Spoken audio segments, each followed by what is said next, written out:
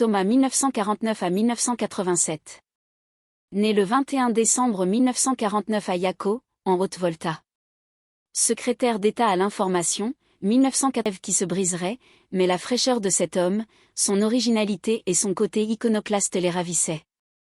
Les voilà pleurant Sankara et enterrant, avec lui, l'espoir qu'il a fait naître. François Auté, le président Sankara tué, Le Figaro, France, 17 à 18 octobre 1987, p4. De nombreux connaisseurs du Burkina Faso s'attendaient depuis longtemps à la chute du capitaine intrépide.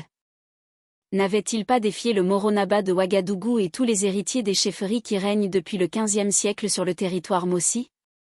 Tous ceux qui furent fascinés par le verbe de Sankara, le « sang juste du Sahel », préféreront certainement évoquer d'autres raisons pour expliquer son échec. Mais il est certain qu'au cœur de l'Afrique la plus paysanne et la plus conservatrice qui soit, le capitaine apparaissait comme un mutant, tout à tour séducteur et dévastateur, tant il maîtrisait mal les effets pervers de ses fausses bonnes idées. Yves Breuret, jeune homme très tranchant, Le Figaro, France, 17 à 18 octobre 1987, p4. Le discours de Thomas Sankara était une longue litanie marxiste, corrigée de références tribales. Ce mince capitaine a eu longtemps la baraka. Il est vrai qu'il savait soigner son image. Depuis ses exploits, vrais ou améliorés, sur le « front » de l'Agaché contre le Mali en 1985, il était écrit que Sankara devait régner un jour, puis mourir, encore tout jeune. Fils d'un ancien combattant de la Seconde Guerre mondiale, il s'était forgé l'image d'un officier spartiate, soucieux de plaire aux foules par un langage simple et des formules chocs. Mais, en 4 ans, son image s'était ternie, face aux difficultés.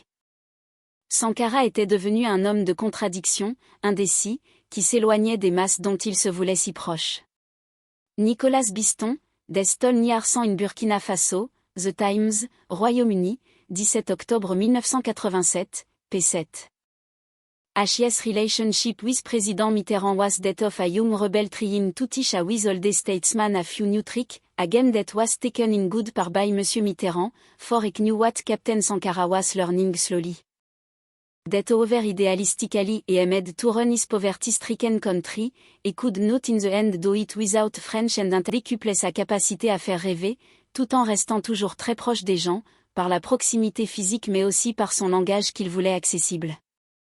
Les hommes de pouvoir doivent passer par tellement d'étapes, jouer de tant de malignité, passer par tant de compromissions ou de compromis, se débarrasser de tant de rivaux que lorsqu'ils arrivent au sommet, ils en ont souvent oublié leur engagement initial.